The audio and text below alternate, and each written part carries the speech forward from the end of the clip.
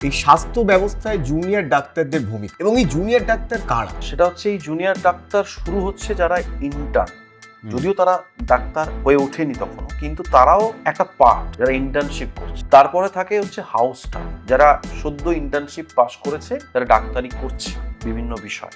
আরেকটা থাকে যারা পোস্ট গ্রাজুয়েট ট্রেনিং। এরাই হচ্ছে মেনলি জুনিয়র ডাক্তার। মানে বিভিন্ন মেডিকেল কলেজে যদি দেখা যায় আর কি, জুনিয়র ডাক্তার অবভিয়াসলি থাকেন, মানে সেটা নিয়ে কোনো সন্দেহ নেই, কিন্তু ম্যাক্সিমাম যে কাজ বা পেশেন্ট অ্যাটেন্ড করা, মনিটরিং করা, তাদের দেখভাল করা, এই সমস্তটাই কিন্তু জুনিয়র ডাক্তাররা করে। তারা কিন্তু একটা অদ্ভুত মেন্টাল এবং ফিজিক্যাল প্রেশারের মধ্যে দিয়ে যায়। প্রচুর প্রচুর পেশেন্ট অ্যাডমিট হয়, তাদেরকে অনেক সময় বেড দেওয়া যায়, বেড দেওয়া যায় না, তাদেরকে কাউন্সিল করা এবং সেই পেশেন্টগুলোকে ট্রিটমেন্ট করা এবং তাদের ফলো আপ করা। It's not a matter of joke. এই জুনিয়র ডাক্তাররা কিন্তু দিনের পর দিন এই কাজটা করে যায়। কেউ টানা 36 ঘন্টা, 72 ঘন্টা, 96 ঘন্টা, কেউ হয়তো খেতেও পাচ্ছে না, হয়তো 24 ঘন্টা কেউ খেতেও পারেনি। ধরুন আমি খুব স্বাভাবিক বলবো, যারা সার্জেন তারা একটা ওটিতে ঢুকলো, পরের পর ওটি চলছে, খেতে পারবে না, তার পক্ষে সম্ভব না।